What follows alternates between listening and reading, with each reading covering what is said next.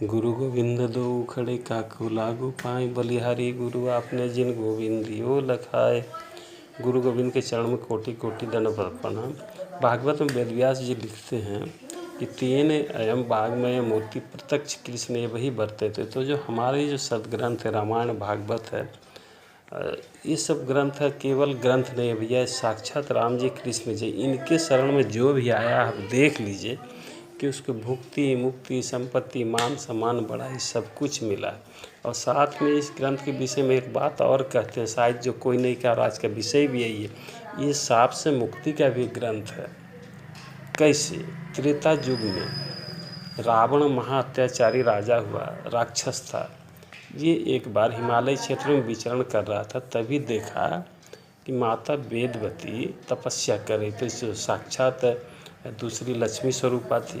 तब के कारण इनका सौंदर्यता में चार चांद लग रहा था। रावण पास आया और निवेदन किया कि देवी, हम तुम्हारे काम, तुम्हारे रूप और यौवन में आसक्त हैं और तुम हमको स्वीकार करो, अन्यथा हम बलात् तुम्हारा शील हरण कर लेंगे। माया नहीं मानी, माता एकदम नहीं मानी। रावण ज़बरदस्ती केस पकड़ लिया, मैया झटकी, केस टूटा।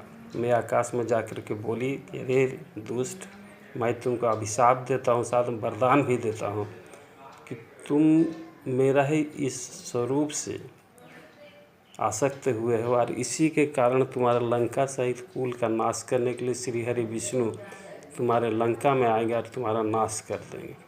ये साप लगा और इस साप से मुक्ति देने के लिए भगवान श्री हरि विष्णु राम बन के भारत से श्रीलंका जाए, रावण का उद्धार किए। तो साप से मुक्ति का ग्रंथ है कि नहीं? अब द्वापर में राजा कंस जो मथुरा का राजा था, बहुत अत्याचार किया। अपनी बहन बहनोई देवकी और वसुदेव जी को कारागार में डाल दिए, उनके कई पुत्रों को मार दिया। ठीक है, भगवान का जोग माया उनके पुत्री बन, उनके वसुदेव जी के पुत्री बन के आई, वृंदावन से मथुरा में आई। राजा कंस इसका भी पैर पकड़ पटका।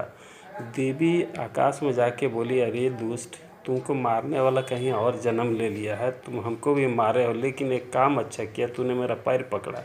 मैं तुमको साप के साथ वरदान भी देती हूँ कि मेरे अभिशाप को सिद्ध करने के लिए श्री हरि विष्णु तुमको वृंदावन से मथुरा आएंगे और तुमको मार के मुक्ति दे देंगे। क्या कृष्ण भगवान वृंदावन से मथुरा आके कंस को मुक्त नहीं किए? तो ये देखिए जो ग्रंथ है, इसमें जो हम कहे ये साप मुक्ति का भी ग्रंथ है भैया। ये साक्षात भगवान तो है और जो मांगिए वो मिलेगा।